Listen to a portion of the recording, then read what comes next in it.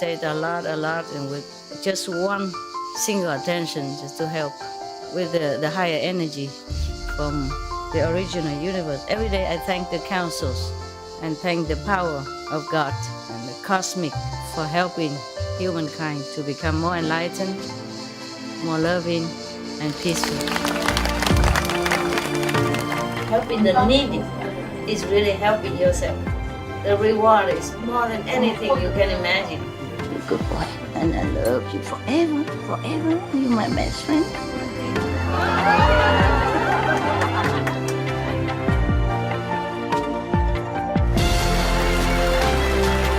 It's not how much you have.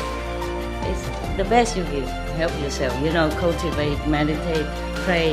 You keep yourself in the same path, in the straight area. Keep your mind clean and determined. God bless you. I love you. I just show you the way. You just have to walk. You see? That's why the more positive, the more meditation, the more your life change. Okay? Positive, positive.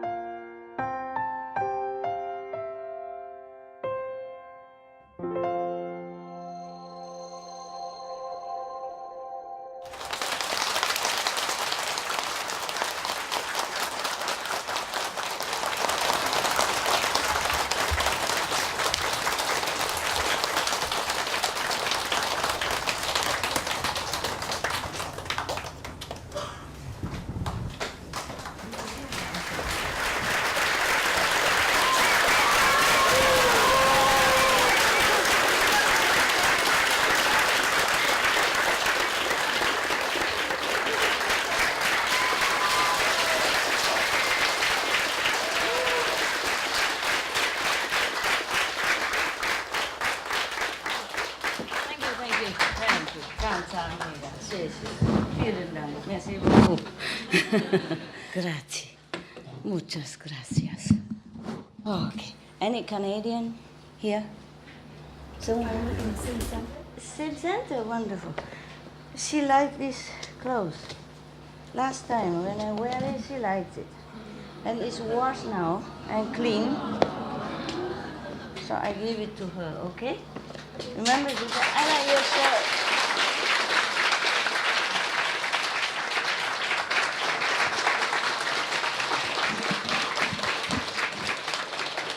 Where is the big Buddha?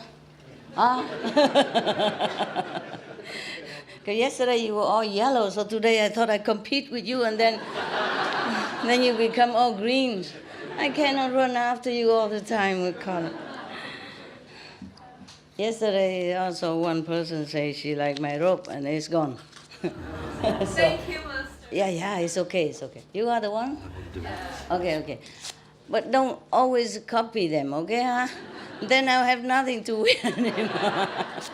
It's not only that, but I'm not here to give you clothes. You are not homeless, okay? Just sometimes when natural, spontaneous is okay, yeah? But otherwise, even if I like to give everything, there's no time to arrange all that, And also, sometimes I invite somebody for food, or the monks I offer.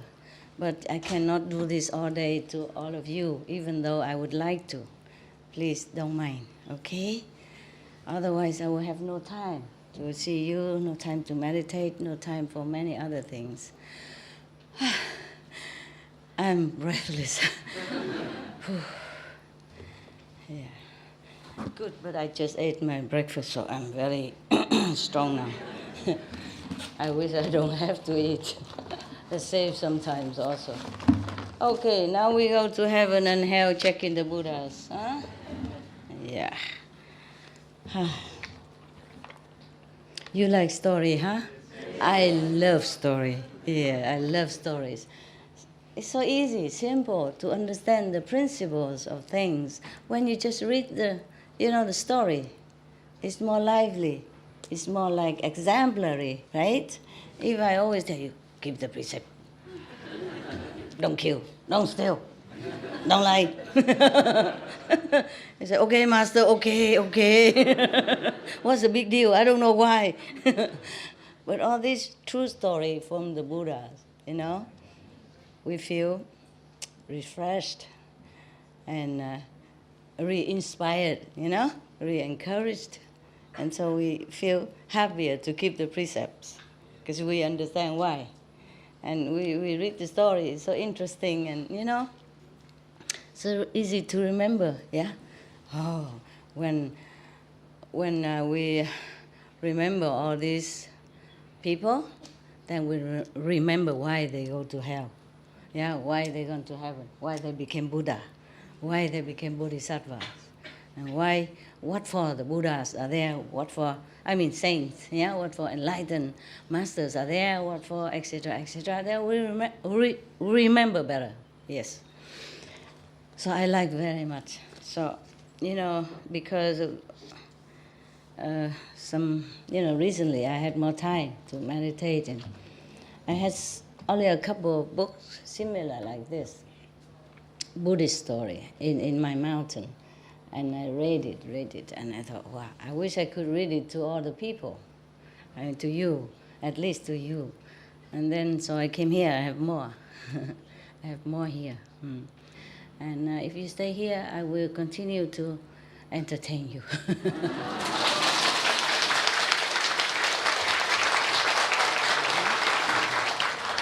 And of course, you have to take care of your family. So you please, if you must go, okay? And we see each other again, okay? Who take care of your son? Beautiful. You, of course. Who else is beautiful around there?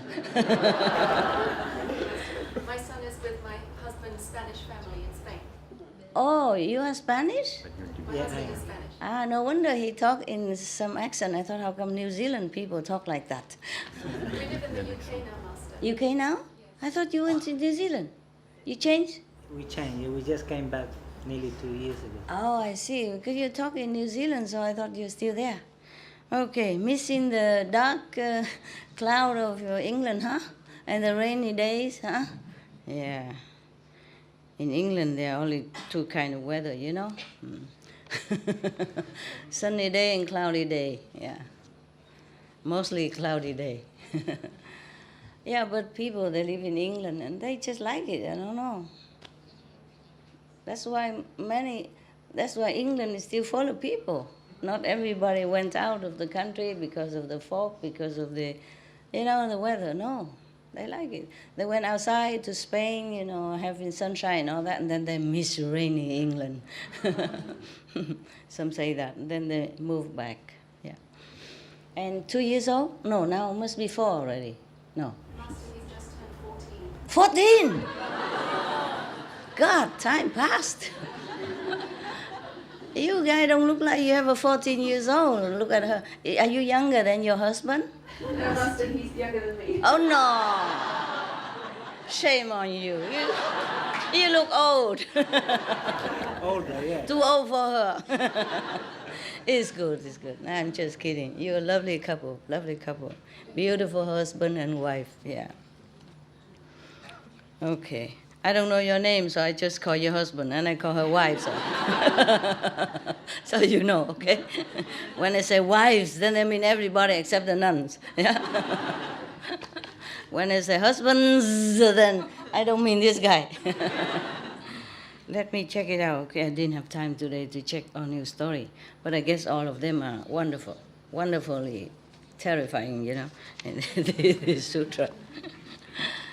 Okay, now I just want to tell you, just want to remind you, because all this story and the merit that you acquire when you take care of the Buddha's stupas, or you offer to the living Buddhas or the past Buddhas or the Sangha, all this is for the ordinary people, okay?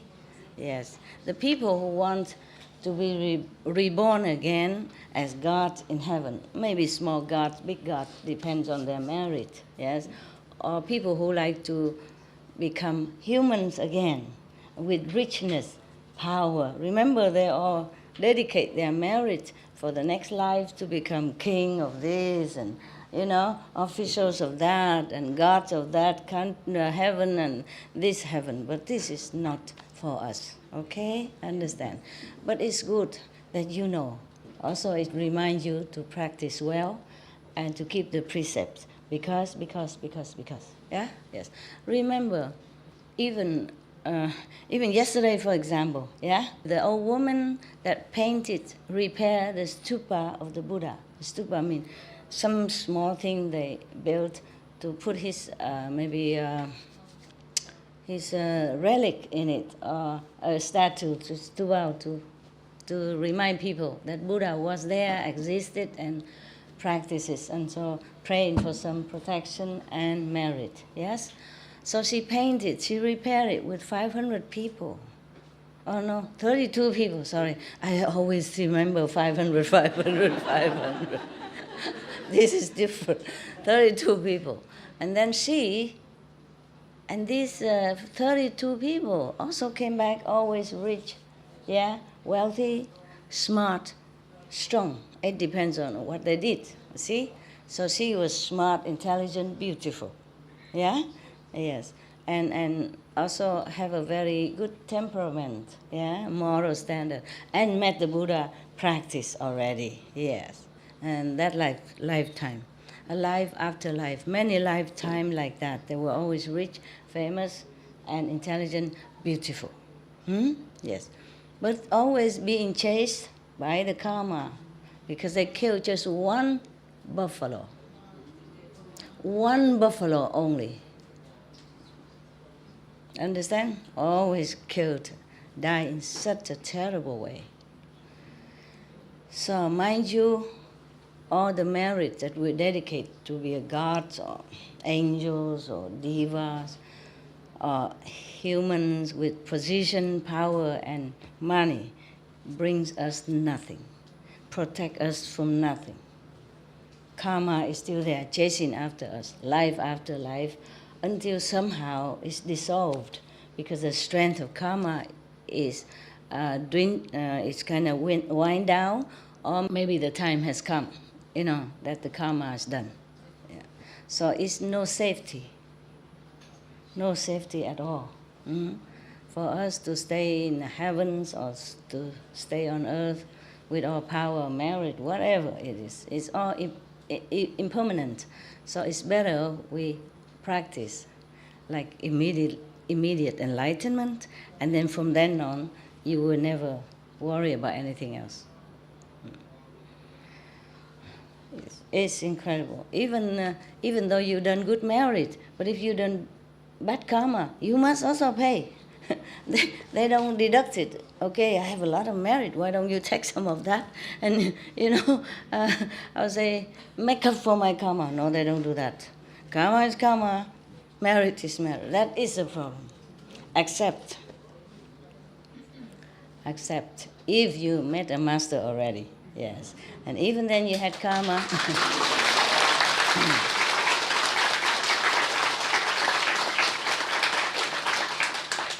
Even then you had karma, you still first go heaven. Yeah, because of the master will take you up, even non-initiate. And then, from then on, because of that merit, he will continue to have merit, whatever karma just left behind, rotten somewhere. And the Yama is just looking up and drooling. Cannot get him down. Yeah. Remember, there was one thief. I told you the story about a thief. His father said, don't ever go into any temple and listen. Yeah. But then he happened to be at the temple, and then he listened. Yeah, one time. And then he heard a sentence say, real God has no shadow. Oh, just remember that. Remember initiation. Probably he just listen to that one. And then one day he continued to do his stealing stuff, and his father tell him he always had to escape. Yeah, he showed him many ways to escape, and it's okay. But one day he was caught, yeah, and the father told him, even if you're caught, you don't confess, then it's no problem. Nobody can do anything to you. Just say, no, I didn't do it. Okay. Okay, so he does that, then he scotch, and then he say, no, I didn't do it. It wasn't me. No, I didn't do it. I wasn't going to steal nothing. No, I have nothing. Look at that. No, nothing. So the people cannot do anything. And then they thought, oh, if we pretend to be the God, then he would confess. Because he said, I only confess, I tell you the truth, even if God's here, he would know it. So they say, okay, they test it, and they pretend to be gods, and then they question him, interrogate him. And then they lit the lamp and look mysterious and all that stuff, and in the night and interrogate him.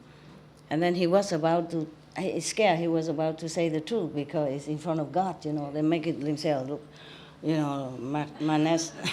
majestic and like a god. He was about to confess, and then he saw the lamp shining on them and the shadows on the wall. And I remember in the temples, the real gods had no shadow. So he continued, no, I haven't done it. I haven't done. If you are God, you know already. Don't ask me. So they let him go. They think he told the truth. And from then on, after he died, he went to heaven. Because he has listened to one sentence of that probably initiation.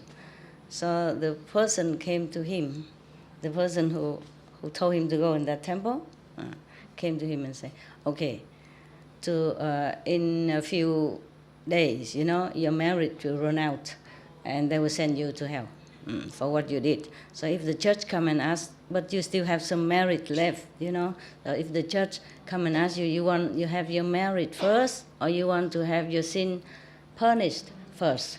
So you will say, I want my merit first. Yeah. And then after he still continued to stay or go higher heaven, then that master continued teaching him, and then he has more merit, and who cares about the sin anymore? Understand? Yes. So that's why the masters came down. That's why the Buddha sacrificed for human beings, same with Jesus, Mahavira, Prophet Muhammad, and others. Countless masters, always come and go. And bodhisattvas also, meaning lesser saints, yes. And the bodhisattva is the one who almost become Buddha, and they're going to be Buddhas sooner or later.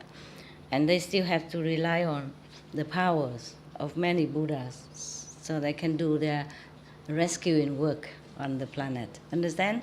The Buddha no need to rely on any body power except giving power to whoever has this bodhisattva vow to save beings, or the Buddha save themselves. Understand me? Okay.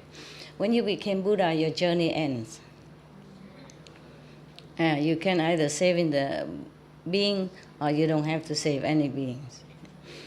Or you save the beings, and still you go up. You have no karma attached to you, you just go up. No matter how many you save, you just go up. Maybe you suffer when you're alive, but that doesn't mean that you have to come back, because of this karma. But if you do come back because your love, your compassion for other beings, then the karma that you still had from last life, maybe from other beings from last life, like the one you saved, or the one you are going to save, will be upon you.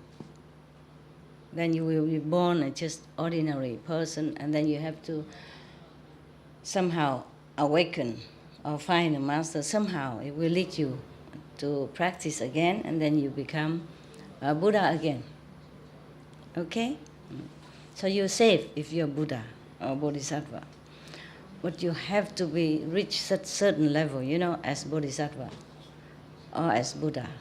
Then even if you were born as human again, you will not be oppressed too long. You will somehow in yourself, something stirring up all the time. And then somehow something will lead you to meet another Buddha or enlightened master, or the one who knows the teaching of the Buddha and pass it on to you again. Then you, okay, like that. It's better, safer, to keep in your mind that you want liberation. You want the ultimate goal of practice. You don't want to be a god in heaven. You don't want to be a human with rich and power and all that, unless you want it to so, because you think, unless when you go up there and you see, okay, if I become prime minister of this land, I could help so and so, my relatives, my friends, my countrymen at that time. Then okay, understand? Your choice. Not pushed down by karma. Yeah. So I read you another story, huh?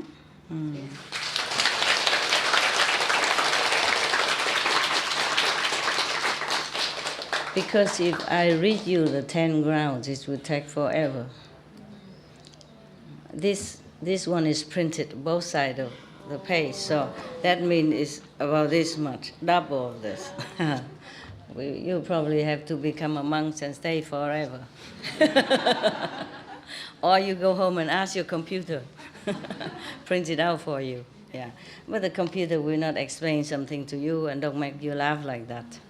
Yeah. So you need a living computer. Now, even then, I tell you. You see the king that killed 32 persons? He was a disciple of Buddha's. Yeah, otherwise he wouldn't run to the Buddha. How would he do that?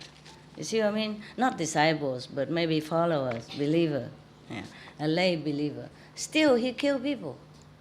In a nanoseconds of anger and fear for his life, he forget to ask the Buddha. He could have run to the Buddha at that time and say, Master, there were 32 persons want to kill me. I want to kill them to save my life. Maybe should I do that, or is there another way? No, he didn't. He killed first, and then people come and threaten him, then he run to the Buddha. Yeah, this kind of disciple. You see that? So being a king, because of your marriage or former life, is bad for you. Even if you have the right to kill these people, it would have been better if he didn't. Then his marriage will be better, and he doesn't have to suffer later on. Okay? Yeah. But maybe the Buddha saved him, I don't know, but still it's not the right thing to do. Yeah? The Buddha at that time teach everyone to be compassionate, no kill, no steal, and that. And because he's a king, the law and all the power make him forget. He can just kill anybody, anytime. Just chop. That's his tradition at that time. And it's bad, nah? Yeah, even though they were enemies. Yeah. But at least, thank God the Buddha was there. Otherwise, he will be also killed, the king, because the clan of the 32 noble children, come in revenge. And then, after their revenge, the king army, the king princes and prince and officials will revenge again to the... And then this will never stop. It will involve more people, more karma, more killing, more bloodshed. Do you see that? See that? So that's why we should never ask to be born again, or even this lifetime to become king or anything. You have enough food to eat, you have enough clothes to wear, that is the best thing already. Okay? And whatever left, maybe you can spare, then you give it to the poorer people. Whatever you can. Even just a little bit of something, some food.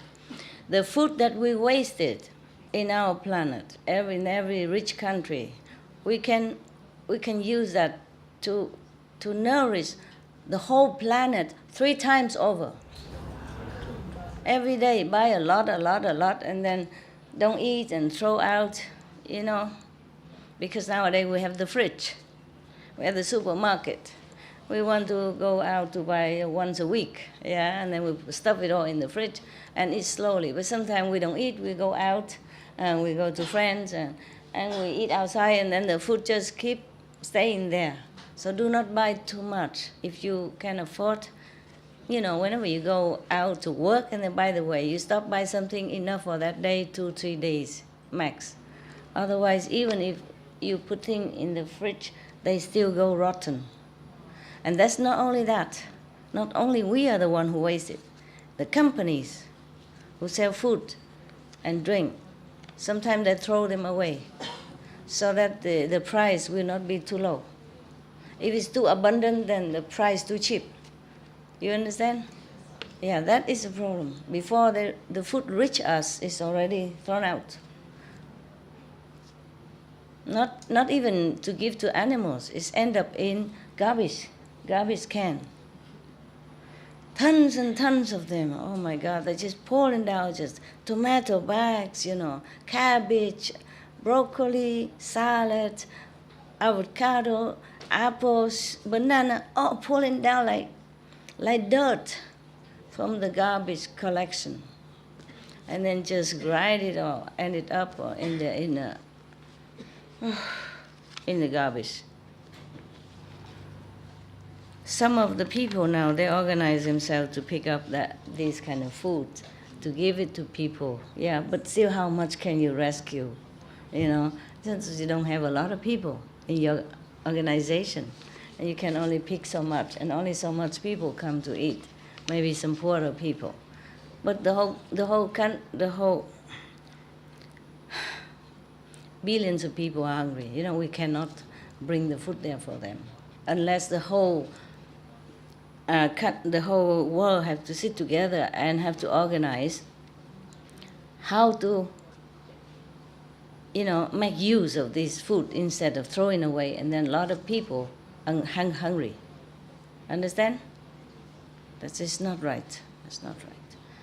It's not only hunger, but costs a lot of electricity, water to grow this food and then throw away. And when throwing away, it costs also money to take care of that. Trucks and electricity and machine to make use of that and to get rid of that. To transport to the garbage area or doing something with it costs more manpower, more electricity, more water, more taxpayer money. This world has to organize itself in a more efficient, benevolent ways. Otherwise, it's going to be shortage of food, of drink, even for the rich people later. If continue like this, even you have money, you can't buy things. You keep wasting, and then the earth will have less nutrition, and the water will be polluted, and cost too much of everything, CO2 more, because of all this work, then it's really a helpless situation. Helpless situation. The world must organize itself. All the countries, especially the rich countries' leaders, have to sit together and think of what to do with this. There must be an efficient way to divide all this food to all over the planet. Then there will be less war, less refugees, less trouble, right? Yes. Many countries are fighting with each other because of water shortage also, oil, oil problem. You see that? Yes. Just because we use it too much. We are using too much fuel to produce food, and then we waste it, and then we use a lot of also energy to take care of the waste. You see what I mean? It's like a devil's circle. It won't end. Must organize together. The food organizations, the food ministry of all the countries have to sit together and tackle this intelligently, compassionately, or else we all will have consequences. Remember, okay? Do not wish to be a god or any local god or big god. Do not wish to be reborn again as rich and famous, beautiful movie star or prime minister, whatever, yeah? I'm checking, okay?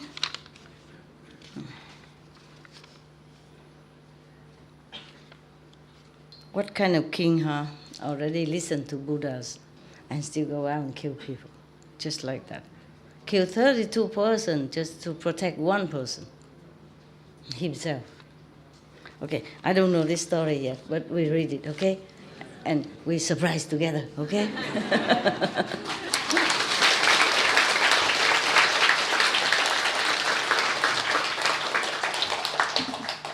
because I didn't finish the whole book. Okay, you see how much I read already. Before that, to check out which one is better. Some I read, but I didn't read to you because it's too much. Yeah. So these several stories, the last I did not read. I have to tell you the truth. So, if something bad, we just erase the tape, yeah, and say sorry. It's really such a blessing to have a small hut.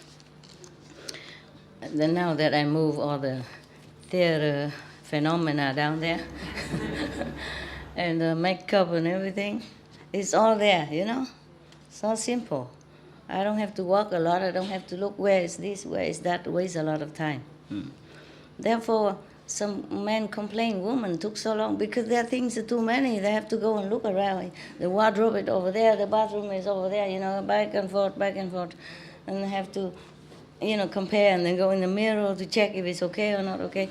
Yeah, if you just have a small room, if any husbands complain the wife took so long for makeup and dressing when they go out together, just move her into one small hut. 180, 150, like what I have. Then everything is there for her, I just hang some clothes on the wall, you put the 2 nails on both sides and you hang. You have a lot of clothes too. And the makeup we put somewhere, And then she will finish in no time. Yeah, don't complain, just do it. Just say, okay, this is good for you, darling, You have everything here. If you have a garden, build a hut there and put everything of hers there, okay? And then you don't have to wait too long. Because the husband always say, darling, you finished yet? He's waiting in the car, patiently, in 2 minutes. And he would say, you say that 2 hours ago.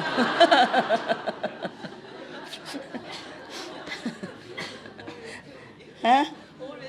2 minutes. But you say that 2 hours already ago.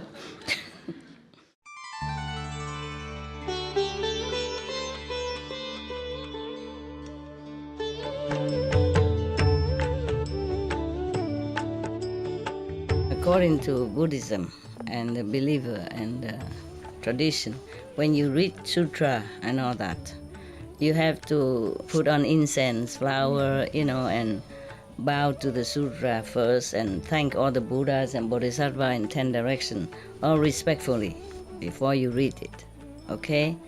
And then you cover the sutra also with silk, beautiful cloth, and I just make it more popular, more easy, simple. And I apologize to all the Buddha. I say if I done something wrong, according to the tradition, my heart is full of respect. It's just that I cannot always do that. So please, all the sin, whatever I've done wrong, is all on me. At least other people, they hear the names of the Buddha, according to the sutta, they will get benefit. Yes.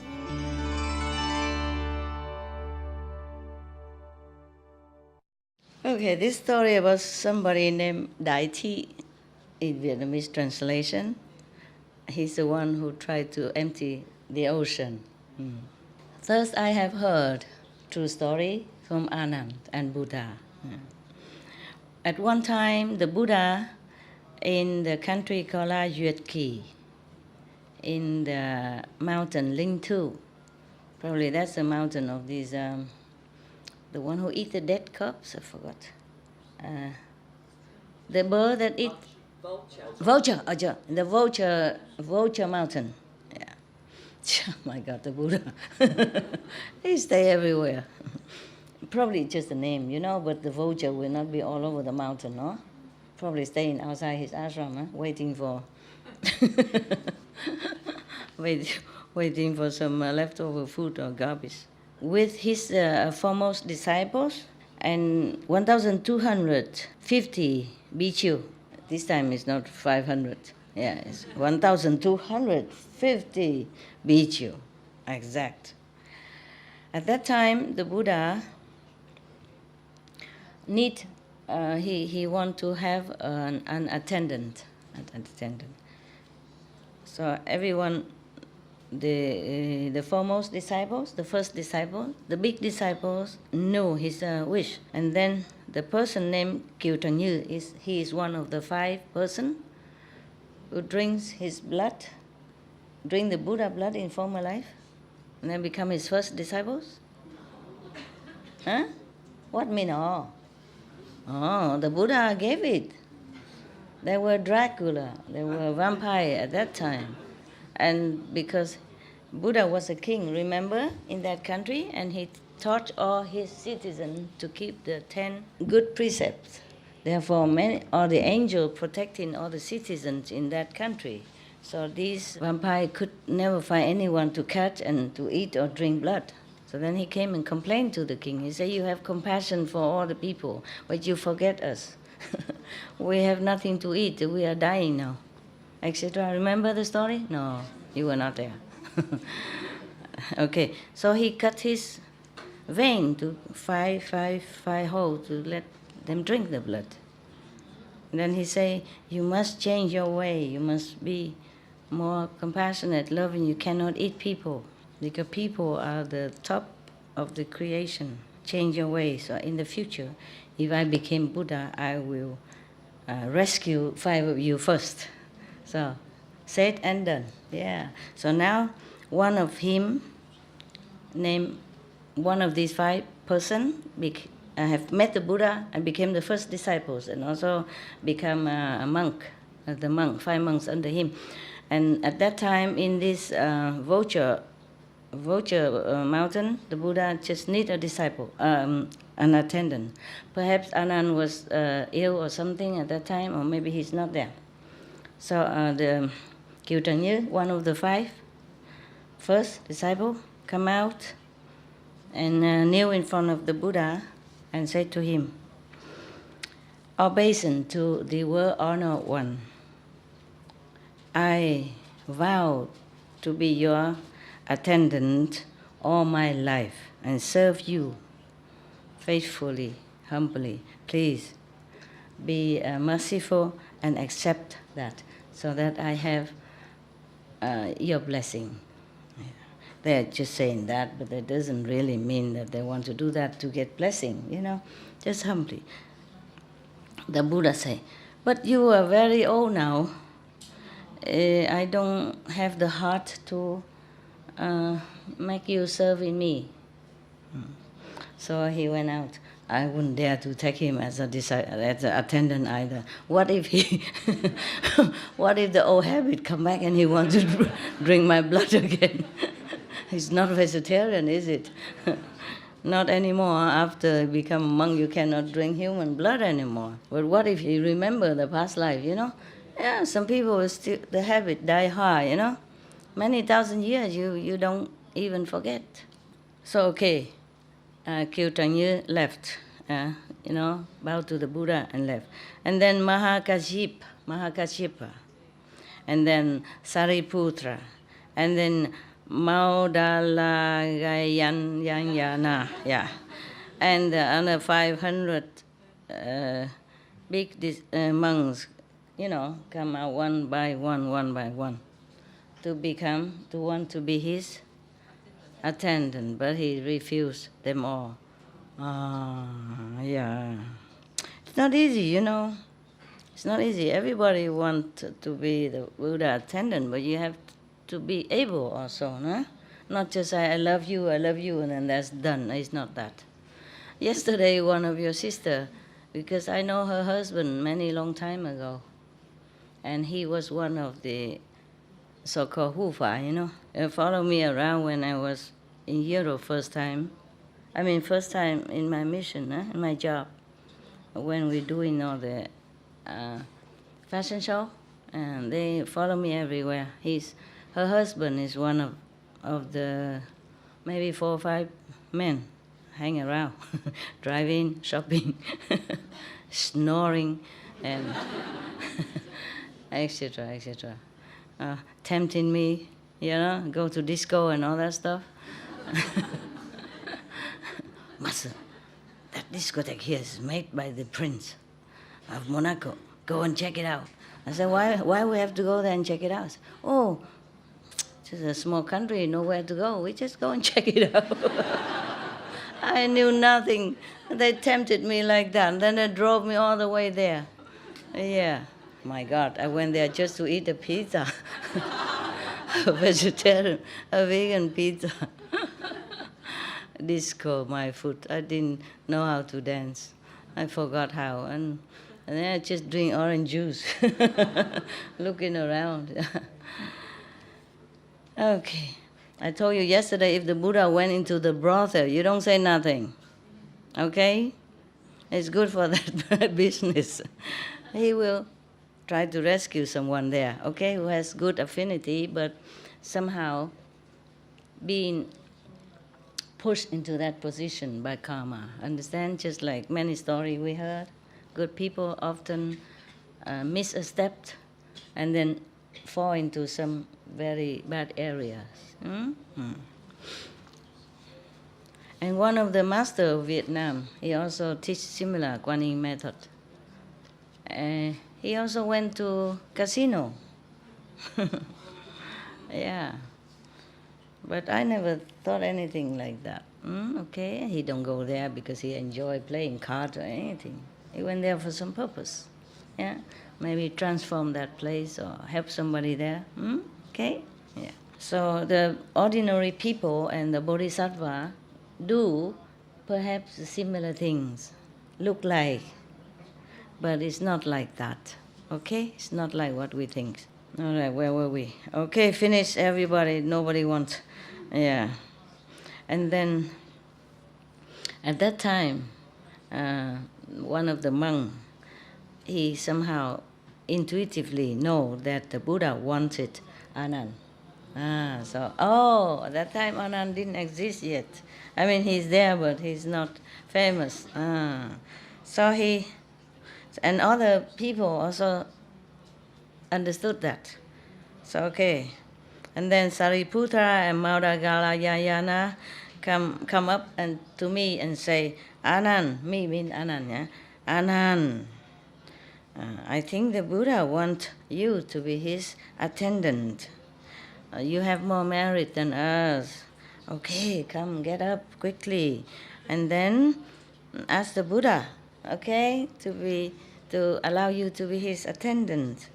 And then all of us also rely on your merit. Yeah. So okay, he listened and he stood up and came to the Buddha. Oh no, he says to the two monks first. How you say?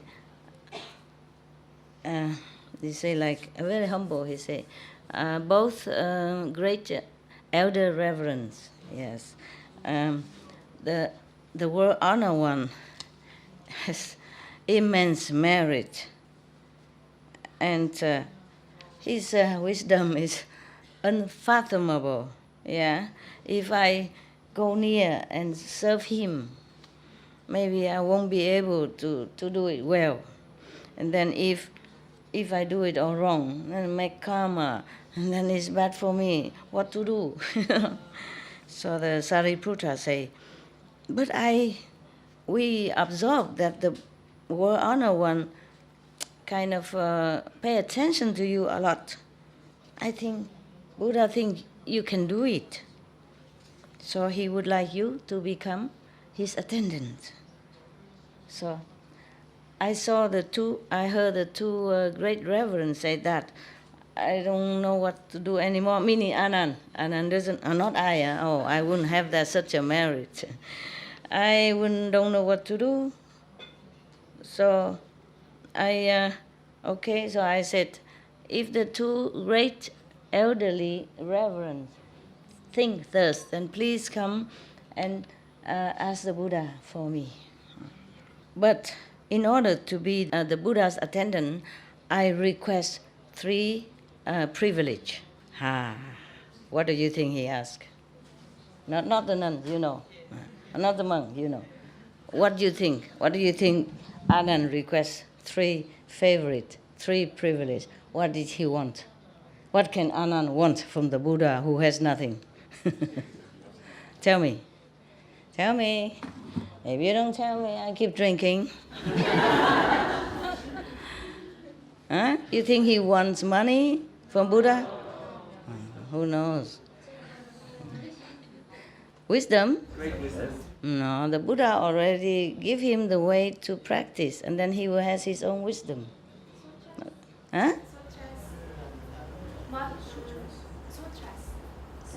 Sutras. He wants sutras from Buddha. Buddha has nothing. Ability to remember That he has already. Good, but it's good that you know. What, love? To serve? To good serve ability? Good serving ability? No, but serve, yeah. I want to serve you. Well, he's going to do it. It's not okay. Serve with good ability? Yeah, maybe, okay. Enlightenment, he already gave him. Secret teaching. He want Buddha's secret teaching. Ta-ta-ta.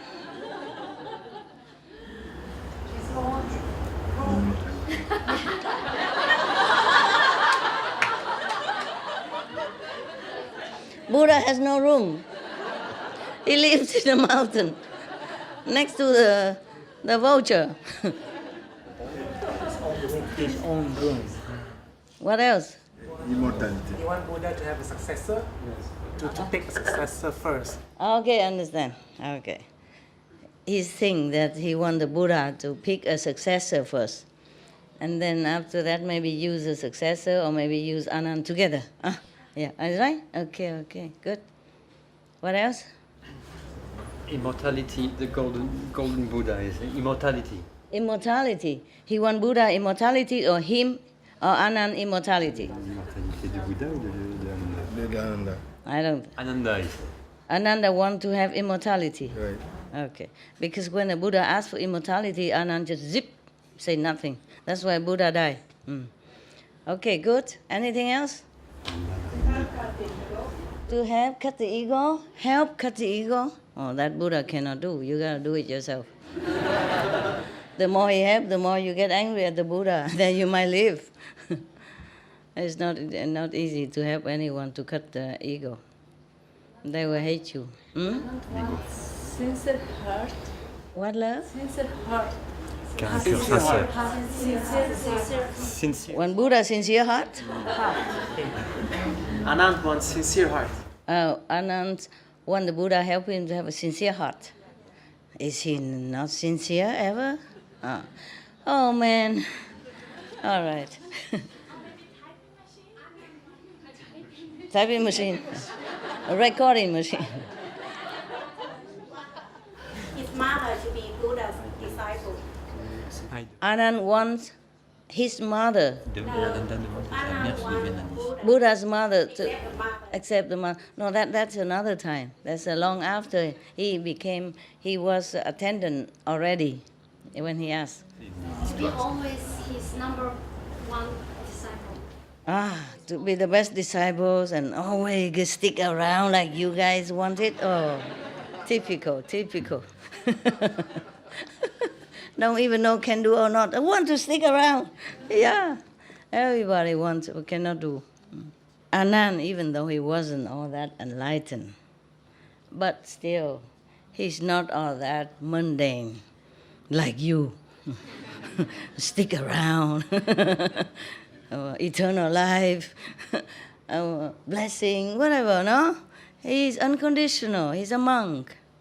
He was a good monk as that. Very good monk. Maybe he's not so quickly enlightened like Sariputra or other great monks' disciples, but he's not mundane, understand? He's very pure and good. But he was very handsome. That's why the Buddha don't let him wear or showing one shoulder even. Cover everything.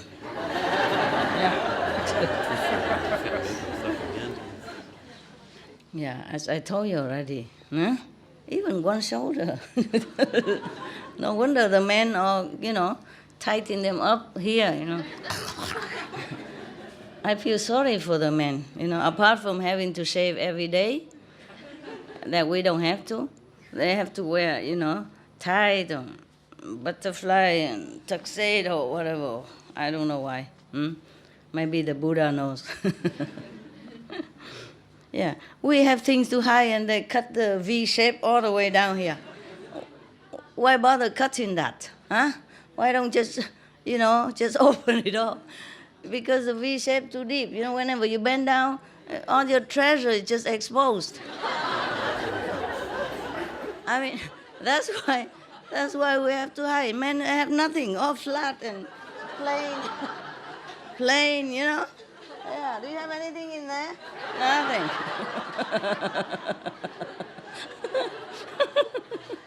That's why, their shirts are all the way up to here.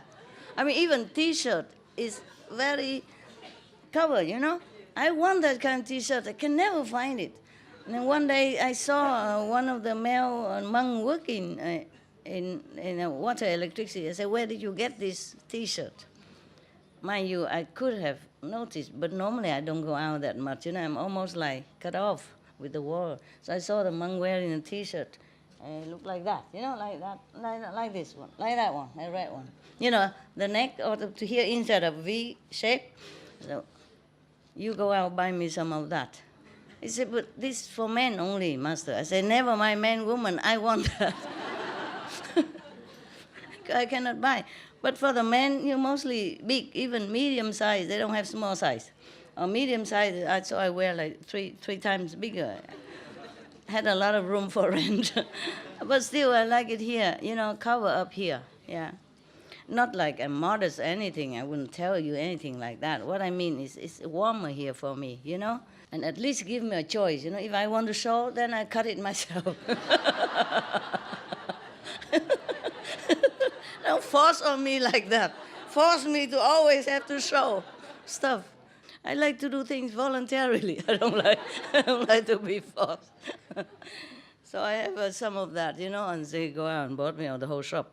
And they say, that's all you got? Only 6? He said, that's all they have, master. Everything else is bigger. And other color with, I love you, baby, and all that stuff. Printed in the front. You know what I mean? Yeah, all kind of, macho of the day, things like that, So we cannot buy it for you. I said, okay, that's good. Yes, you have fun, huh? Okay, good. But the Buddha is also troublesome. Why didn't he just say, Anand, you be my attendant? Why he has to work through the Sariputra and 500 monk disciples to get his own attendant? Huh? I don't know why. Is the Buddha so shy or something? Is he shy? Huh? Maybe he's shy. Yeah. Maybe Buddha doesn't want to. Even he didn't ask for attendance. The monk disciple thought he might need one. So they come up and volunteer. Yeah. But even though if he likes Ananda, he just say easy. Maybe he didn't want to ask, right? But he make 5 people come in front of him, kneel down, prostrate, and talk. And everybody say no. Then why didn't he say, don't bother? I would think about it, or I want Anand. He probably want people to volunteer as more merit than for him to say, I want you and you to do this and that for me. Yeah? Maybe like that. Huh? Yeah. Now, he requests, if he was to be the attendant of Buddha, then he requested 3 favor. Yeah, 3 privilege. Number 1, if the Buddha has old clothes, he will not want to accept it. Old clothes, don't give it to Anand. Anand doesn't want to have Buddha old clothes. What do you think? He want new stuff? Yeah. Yeah? Stupid. What kind of a monk who just want new stuff? Never mind, maybe he does, who knows? Let's check it out why, okay? Number 2, whatever the Buddha ate left over, do not give it to me. You want to eat the new food only? Or new clothes? Huh? And new food. Has not become attendant yet already so picky, you think? You think he's like that? Yes or no? No? Why he say just don't want the old clothes from Buddha, I don't want the leftover food from Buddha? Okay. Number 3 is meaning that depends on the season and the time. Only he himself will take care for the Buddha. If the Buddha accepts these 3 conditions, then he will be his attendant. So the 2 great disciples, monks, came up and tell all that to the Buddha. Then the Buddha explained like this. Anand, why he doesn't want to wear my old clothes? Because he was wise, thinking ahead in the future. He worried that other disciples get jealous of him. Because even though the Buddha's old clothes is offered by kings and officials and rich people, so the clothes are very expensive, beautiful, even though a monk's clothes, but good material, good quality, good sewing, yeah? Okay. So therefore, he worried that other people think that because of greedy for beautiful materials and clothes from the Buddha, therefore he wanted to become an attendant. So he tried to avoid that. That's why he asked that Buddha old garment will not be given to him. Okay? And then the second, why he doesn't want to eat the same food left over from the Buddha. Yes. Because he worry that other disciples thinking, even though it's a leftover food from the Buddha's bowl, but there's still hundreds of precious, rare nutrition. Yeah. It's very difficult to find on this planet. So people might think because he loved to eat this kind of rare food, therefore he want to become Buddha's attendant. Sure, this boy, he worries so much. Who cares? As long as you have good clothes, good food, why worry so much? And the third, he worried that other people, outside people, whatever, keep asking Buddha's things or bringing things in the wrong time and disturbing the Buddha's meditation and time. So he said he has to take care of the schedule. And also, to be an attendant, he should know what is the season to bring what kind of food is more suitable and what time, like that, yeah. So that the Buddha's body becomes strong and healthy. Everything must be really accordingly, correctly, for the Buddha's wellness. Yeah. That's why he asked like that. He said he's the one who take care according to the seasons and time, schedule.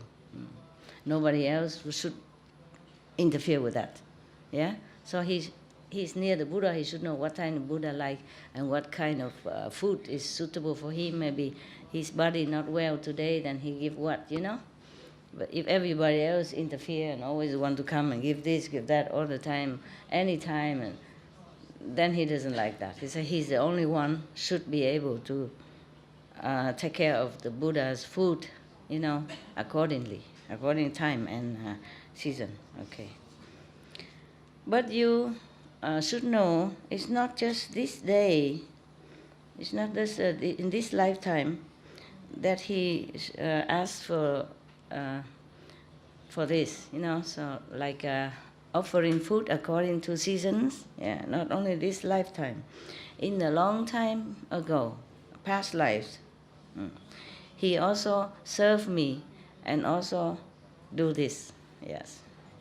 Maybe that's why he knows everything, huh? He knows what about the Buddha wants and what time should give what. So the Sariputta tell the Buddha, obeisance to the world honor one. In the past life, how did Anand serve you? How does he know when to do what and when to give you what. Please, can we know about it? Yeah.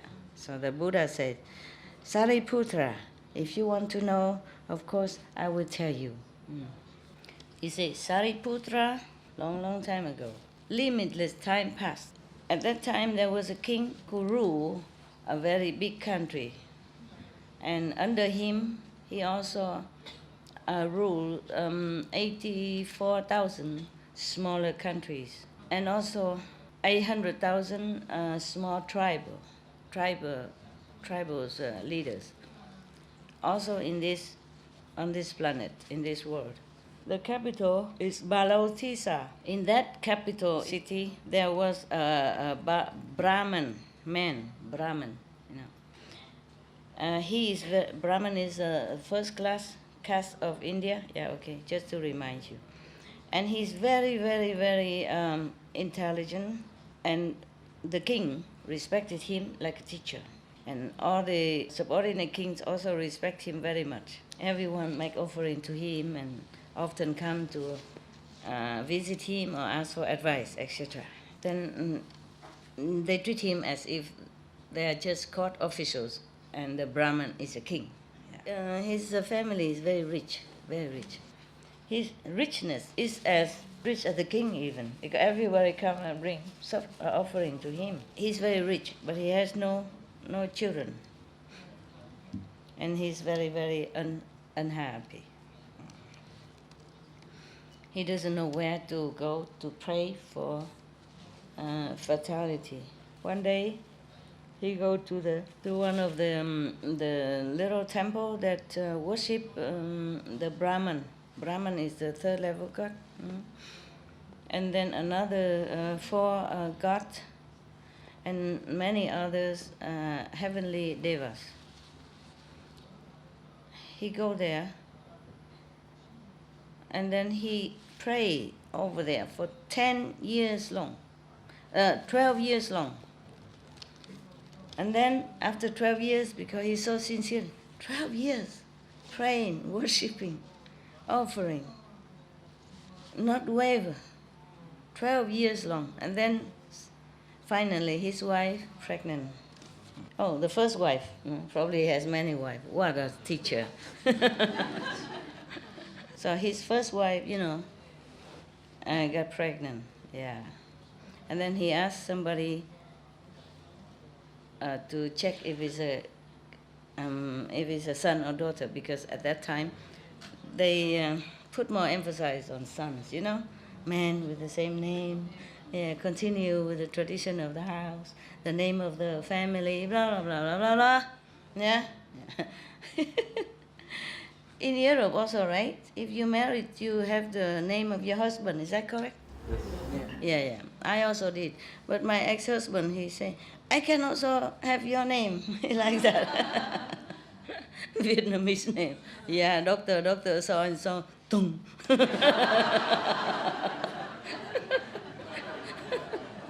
Funny guy. It's okay. He said he wants to have my name. I said, no, it's okay. We continue the European tradition, yeah? But he don't mind. Can you imagine, like Dr. Maria, Joseph, Jesus, Tung?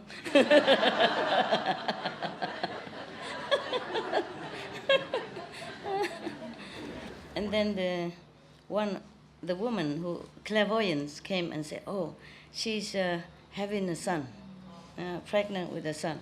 Oh, he is very, very happy. And then as many servants, girl, really serving her well and take care of her well day and night. Yeah, no one should ever do anything against her order, against her will. Make sure that she's always happy, peaceful, have everything she needs, 24/7. Wonderful. Okay, time's up. She gave birth to a son, truly a son, and all his body is golden. Yeah, and his hair is so smooth and beautiful color. Yeah, I mean, a black, like a very, very, very beautiful, healthy, black color. Yeah, and his forehead is very high. Yeah, I also have one.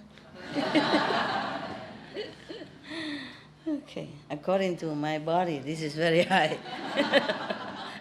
Proportion of my body is too high. So I cover a little bit to make it proportionate. What a vanity. A vain woman. Okay. His nose is straight, yeah, and his eyes very bright, yeah. His mouth is very pinky, yeah.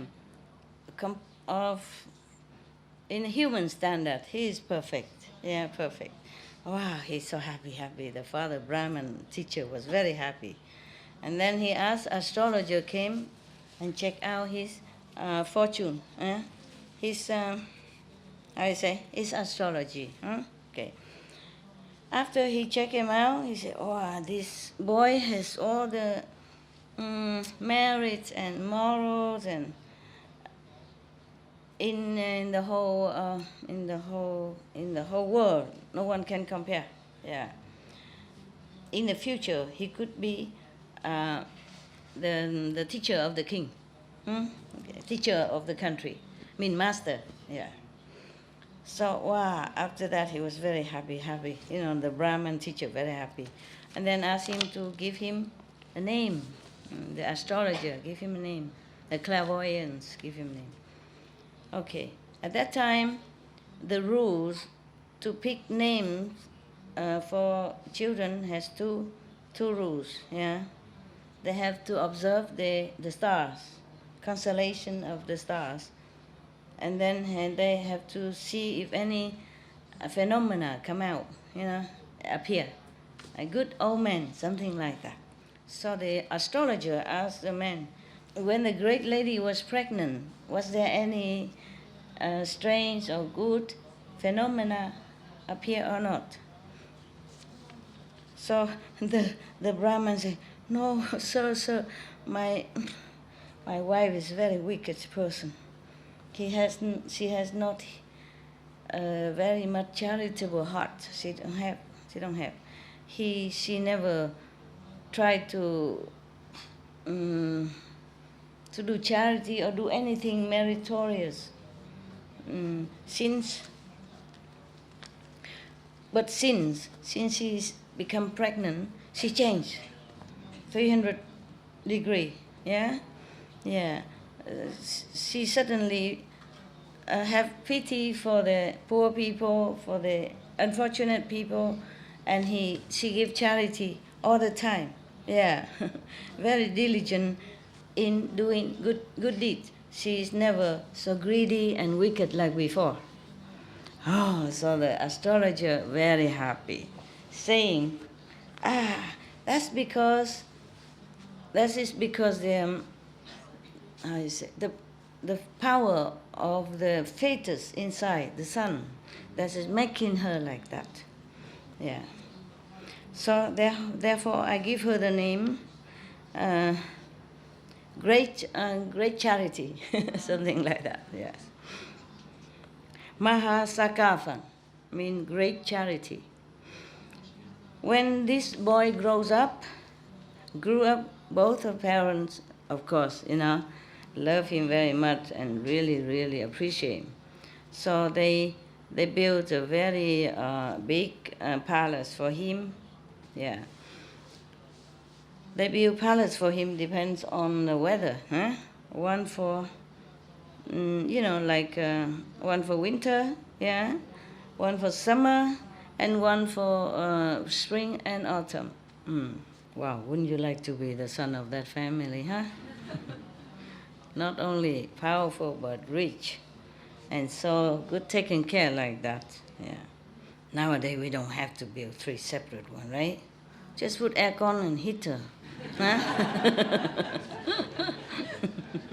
Yeah? And even in winter, we can have greenhouse. Yeah? plant flowers in there. Yeah, no problem. Nowadays we're so smart. And then he ordered many of beautiful women, girl taking care of him day and night and entertain him, amusing him. Okay, maybe dancing, singing, whatever, yeah? Okay, huh?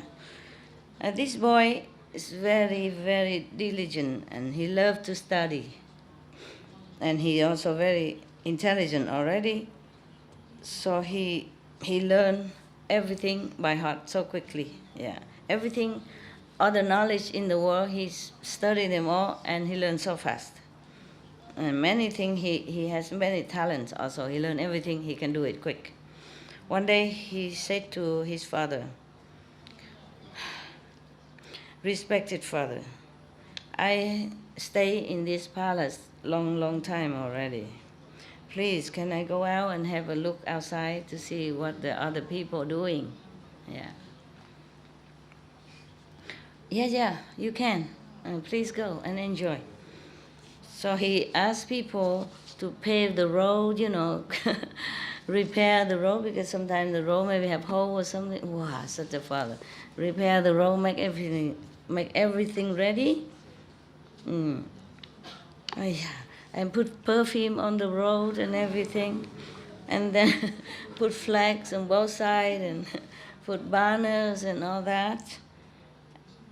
And then he take out one big white elephant covered with beautiful brocade blanket and seats, and cover and decorate with all precious clothes and jewels, and then even put this chiming bell and all that. So whenever he riding, he go cling clang cling clang, and then he order those musicians and singers, all that, accompanying him with music all the way. What a journey. Yeah, and then the musicians go in the front with all kind of music instrument, in front, and then the elephant go after. And then after the elephant, thousands of people with elephants and horses, going, accompany him behind. Musician in front, thousands of people behind. Probably servants and food, kitchen staff and caravan, with aircon, refrigerator, yeah, deep freeze, all kind of stuff. Yeah. Otherwise, what for 1,000 people behind there? With so many transport. And the road is very flat and convenient already, and then weather is fine, yeah. And then the sun even shining down with 5 colors.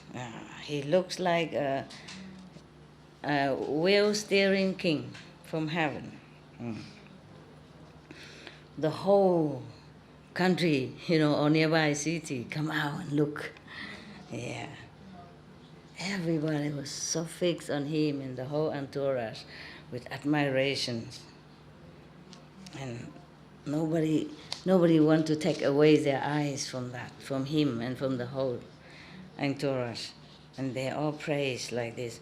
Wow, so rare, so majestic, yeah. So dignified, look like a Brahman king from heaven. Yeah. And then suddenly appear somewhere a bunch of beggars, tattered clothes, smelly, dirty. It's a contrast. And then they have no shoes, nothing, and walking, even limping, come out, and then their bow are broken and everything like that, nothing good. Come out and ask for food. And the great charity asks, "Why are all of you suffer so much? Why are you in suffering like this?" And they say, "Sir, we have no family, we have no parents, no brother, sister, no wife, no children. We are very poor. We have nowhere to live. We're homeless, beggars." And then the other one of the beggars say, I'm sick all the time. I have no way to work, to earn money. Yeah, I have no way to survive. And the other one say, oh, my family met the unfortunate circumstance, so we became bankrupt, and many debtor came, so I cannot pay. I'm pushed out of my house, so I have to hide, run away from them, and then begging on the street for surviving. Yeah, what a great, great contrast. Yeah, the father did everything to make him look like a king on earth, and he come out and making the worst, meeting them the worst. So after the great charity man heard them saying like that, he felt so sorry for them. And then he continued his journey. Probably he gave them some food.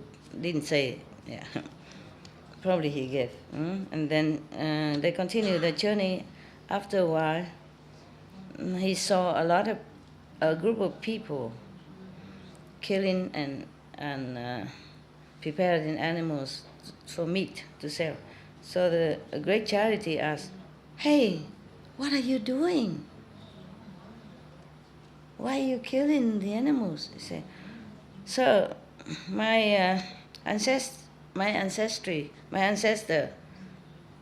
they're doing this job, and then we just inherited, we continue the tradition of our family.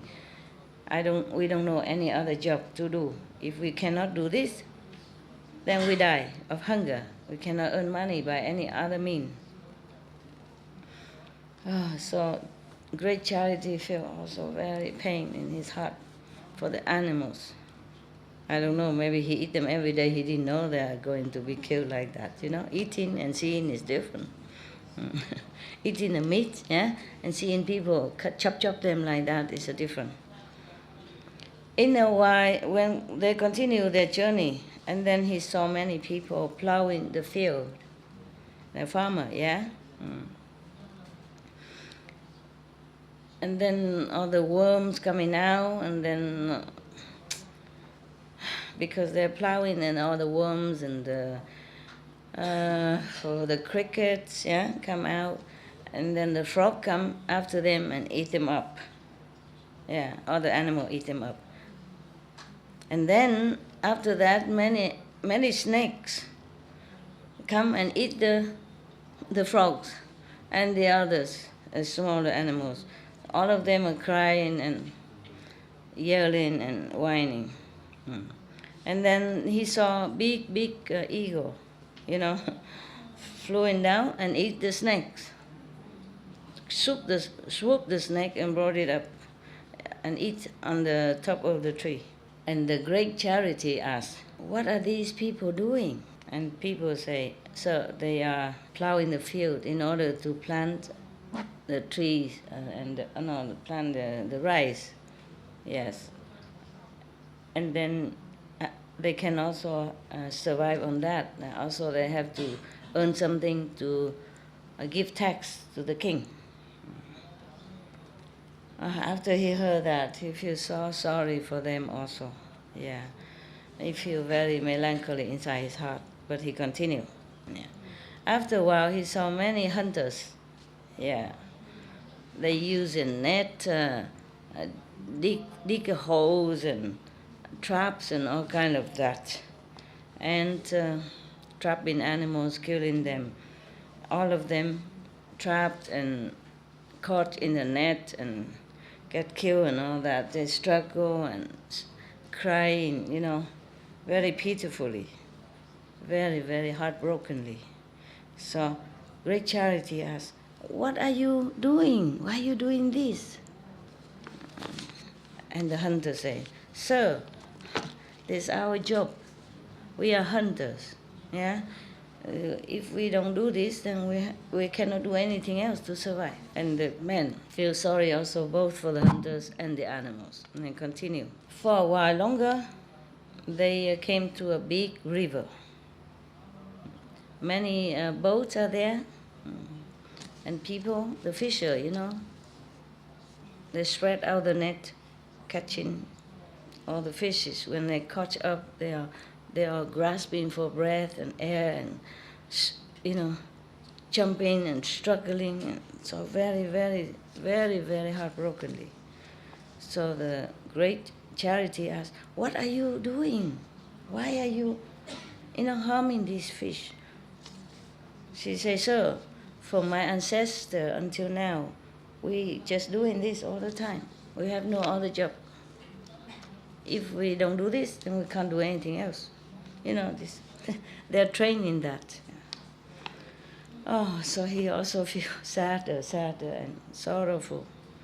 And he was thinking to himself, all the citizens in my country, because of not enough clothes to wear, not enough food to eat, so they have to do all this terrible karma, by killing other beings.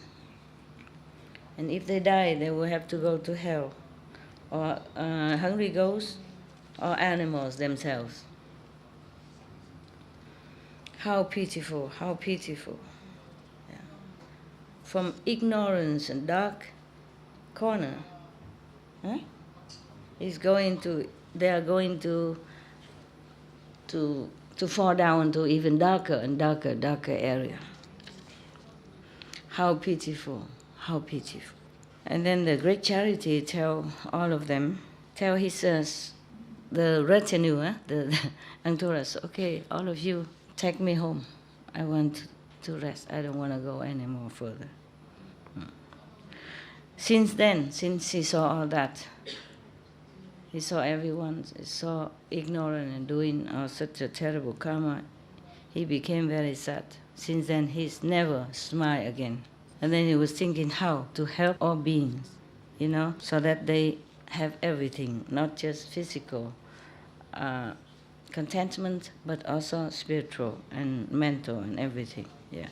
And then he came up to his father and said, "Respected father, just now I went out into the suburb area, in the rural areas, and I saw that our citizens, because of survival, doing many things that is karmically heavy, also, labor for food and clothes, and then killing many other beings because of their own life or survival. Even cheating, killing,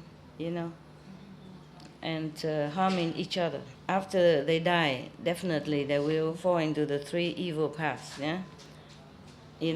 Remember what is that? What is the evil paths? The three.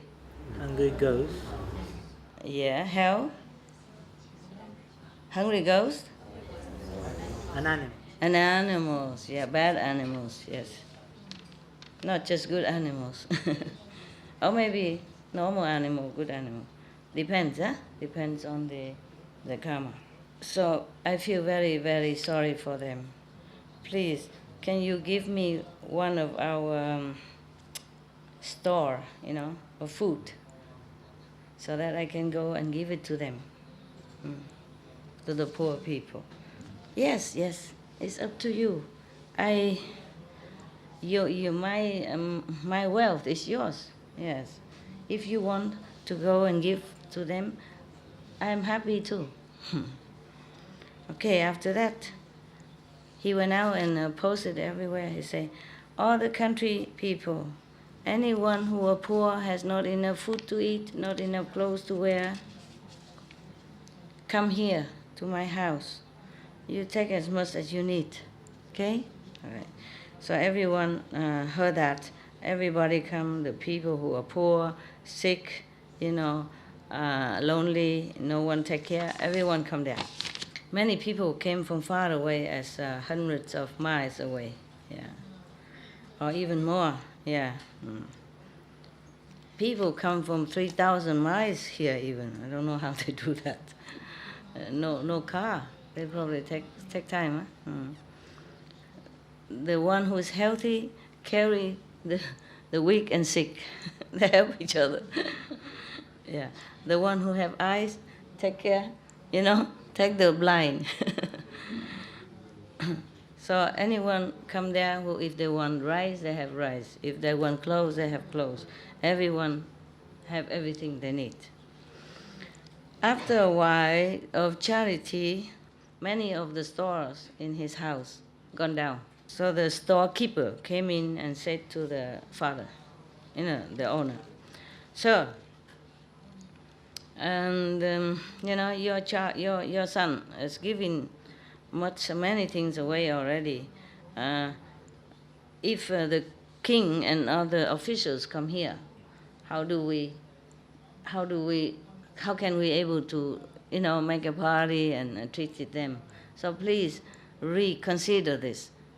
Yeah, don't be too late, and later there's nothing left." It's only one third already gone. 1/3 yet, so that means his family very rich. 1/3 is gone, and 2/3 still there. So, but the father think rather empty all the storerooms, but not to make my son unhappy. Don't you wish to have such a father? Yeah. Okay. And then after a while, all the storage is less, 2/3 less, gone. Yes. So the storekeeper come again to the father and say, "Sir, 2/3 of all our storage is gone already. If you don't stop this charitable work, then even we have nothing to eat." So the father thought, "I love my son too much. I don't want to make him unhappy, but maybe we can think of something to let all the people, the beggars, come in less, half of it. Then maybe we still have something to use." Okay, so the storekeeper hear that, so he locked all the store, went somewhere else. Because the store is locked and the storekeeper is not there, so all the begging people go direct to the great charity boy. And then he took them to the storeroom, and the storekeeper is not there, no keys.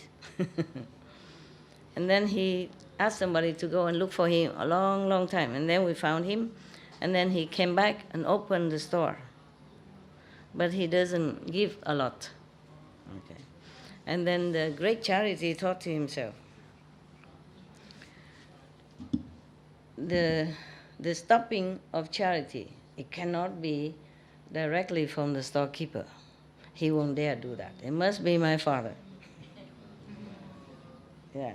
But because I'm the son, I also don't dare to oppose my father. Also, a son should not empty, should not exhaust the wealth of the family. Even then, in the storeroom, there's not much anymore also. So what can I do now so that I can continue to give to the citizens so that they're happy and contented? Then I would feel happy myself. And then the great charity asks everybody, in this world, what kind of profession that earn a lot of money, earn the most money? What kind of profession? Tell me. Huh? Jewelry? Not necessarily. Banker. Lawyer? Technology? Apple? Selling apple? Apple computer. Not apple. Yeah, even selling apples, you can have a lot of money, huh? Bill Gates and all that, yeah? Right. What did you say? What else? Mining? Gold, mining gold. What else? Anybody else? Artist. Huh? Artist? No, not. Except you are Picasso, other artists. Huh? You mean movie stars? For example. Yeah, they are also artists. It depends on what artist, right? Huh? Engineers, Engineers? insurance companies, What? Insurance company? What? Somebody say something behind there, I don't hear. No? Bankers. Oh, somebody told already. Okay. What do we do in Togo to earn lots of money? Assurance. Insurance. Oh. Oh, so we are in the wrong field of job. How about Supreme Master Ching Hai job?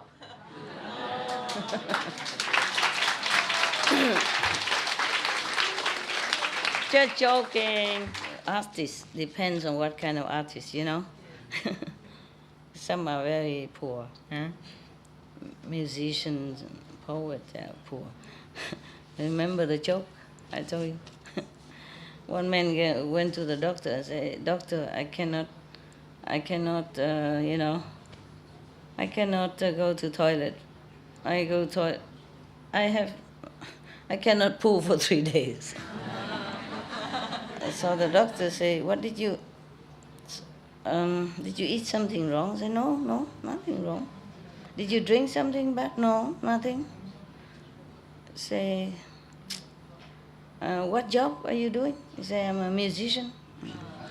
So the doctor take out $20. "Here, go home and buy some food to eat." If he didn't eat nothing for 3 days, how can he go to toilet?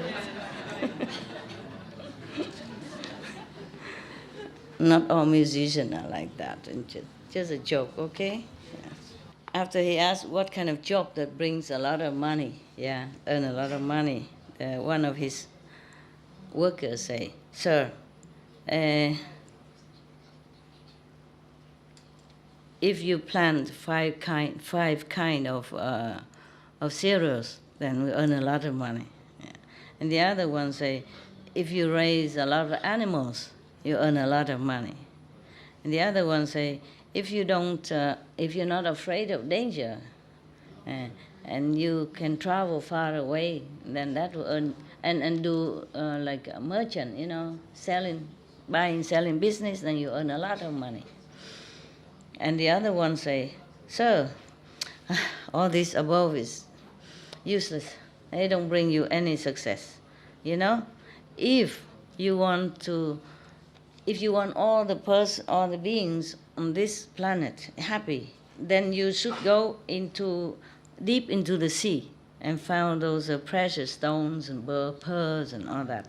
Then that's the best." Yeah. So the great charity say, plant trees, raise animals, go far to buy and sell. It's not much money. Okay, maybe go deep in the sea to find precious stones and pearls. That should be the best. Okay, precious stones and pearls are more expensive, right? And you don't have to do anything. Just go deep in there and find them. So, okay, I will go. I'll go and do that. And then he came up and said to his parents, "Beloved parents, please allow me to go into the sea to bring precious stones and all this gold and thing to come back and give it to the citizens." And both parents were so scared, saying, No, my son. Anyone who went to the deep sea for all this are the poor people. They are very poor people, have no way to survive. So they like if they stay home, they would die anyway. Therefore, they do this kind of thing. You are not so poor. Why you have to go to the deep sea to do this? And then you make us worry so much about your life. Okay, if you want to do charity, just go and take everything out from the store. Yeah, give them all out. We don't say anything. Because if you go into the sea, there are many many accidents. Big wind, big waves, big fish, poisonous dragons, and ghosts and devils, demons, yeah? It's very difficult to escape. Please, why do you bring your precious life into such a detrimental, dangerous situation? Please don't go. Don't think nonsense anymore. And great charity was so sad. So sad.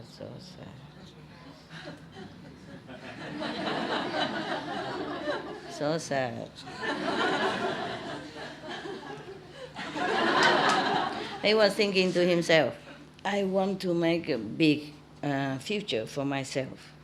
And then even I worry about my little life, then how can I make it? How can I make a big business? And then at that time, he prostrate in front of his parents and said, I prostrate to you, both of you. If you stop me from going to the sea, finding precious substance to bring back, to help our citizens, then I would just stay here. I would just stay prostrate. I won't get up anymore. Ultimatum. I want it. So used to get what he wants, nah? I guess. But this is not really a spoiled kid. He has a good heart, that's all. So after they heard the son say that, they get heartbroken, yeah. And they asked everybody else to advise him, please don't go, it's very dangerous and far away, and many people go, not many people return. You have to remember, we are very diligently praying for many, many years, and we have only you. You're precious to us. And now you've grown up, why you leave us lonely and worry? Please stand up, go eat something and make us happy. He still laying there, prostrate on the ground. Saying, if you permit me to go, then I stand up. If not, I just lay here. Yeah, typical. Typical. Your son like that? Good son, yeah? Good. He lay in there 6 days, no drinking, no eating, nothing. And parents also staying and coming, going 6 days, talking, advising, begging. But he don't stand up, he just rather stay there, hungry and thirst. So the parents so scared and talk to each other. Our son is so determined, from beginning to the end. He would not change his mind. So, okay, we close our eyes and say, okay, let him go. Because if he stay here, after 7 days, he would die anyway. Okay, so the parents talked to each other already and come to the son, lifted him up and say, okay, you go, take something to eat. I agree. I allow you to go. We allow you to go. Oh, so happy. Oh, go eat. And then he wrote a notification paper. And then, tape it everywhere. Say, I'm going to the deep sea to find precious stuff. If anyone want to come with me, welcome. I will give all the necessity, luggage, and everything. And then 500 people like to come with him. When they're departing, the departing day, the king, the officials, and many people come out. Oh, many tens of thousands come out to say goodbye, and they offer them, dry food and money and many things and drinks and all that for the journey. Yes. Everybody was happy. Yeah, everybody pray to and wish them peaceful journey and peaceful return, safe return. After a few days on the sea, they stopped in front of the sand beach. So everybody came up there and take a rest. Unfortunately, there's a big group of robbers. They went there, and there are too many to overpower them with men number. Yeah, so they cannot oppose them. So he knows he cannot. So he took all the food and whatever they have and give it to the robbers, and then continue his journey.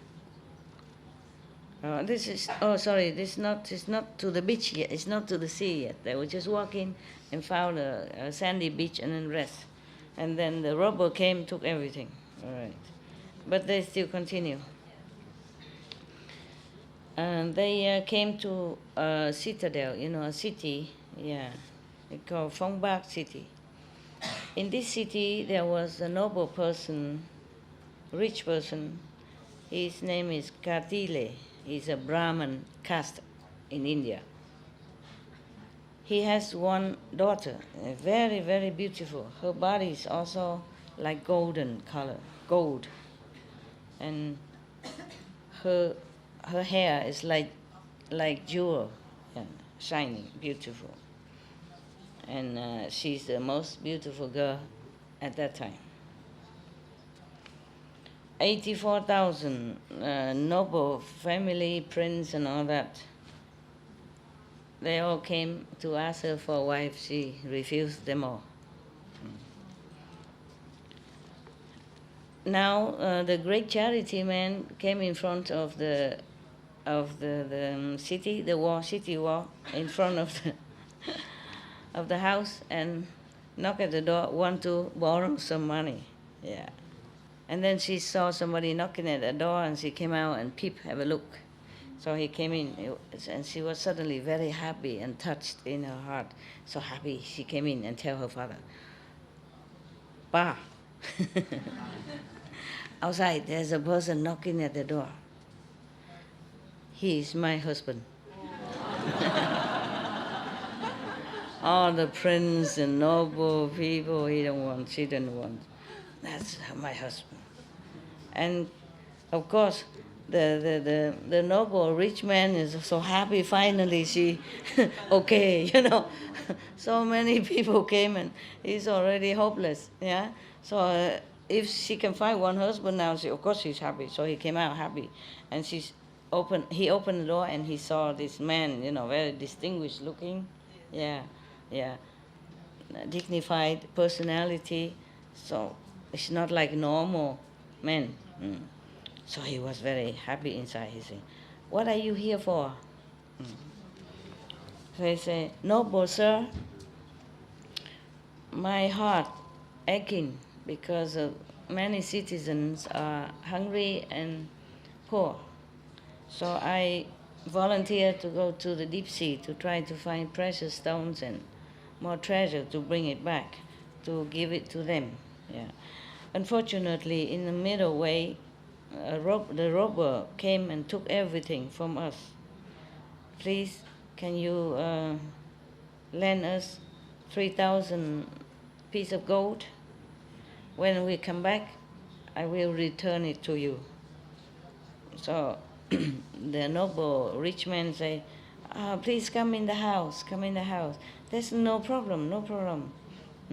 Even 10,000 piece of gold I have. I give it to you." Okay. And then he came into his store, took out gold, and he go to the store, bring his daughter with him.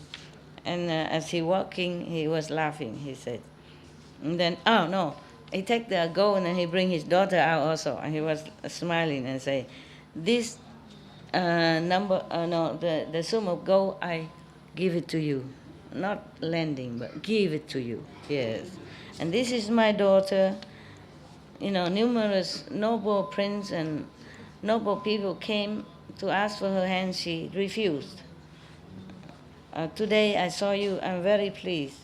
And my daughter also agreed to marry you. Would you would you okay? Tell me if you're okay, you know? So,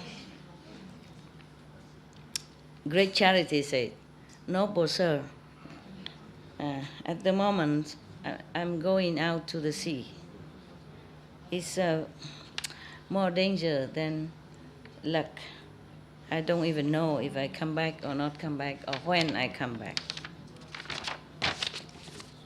If I accept your proposal right now, if unfortunately I have accident or die or something happen to me, then I will not fulfill my promise. What to do?" Yeah. So the nobleman said, no. If you, okay, when you come back and you're all perfect in one piece, then you can still accept my proposal. He said, okay, in that case, yes, I agree. You know, only when he come back perfect, then he will agree. That's okay then. Good compromise, right? Good compromise. And then the nobleman give him 3,000 pieces of gold, and then many other necessity, you know, food, clothing, blanket, extra, everything that he lost, he replenished them all. And of course, the young boy was very happy, and thank you, and then go.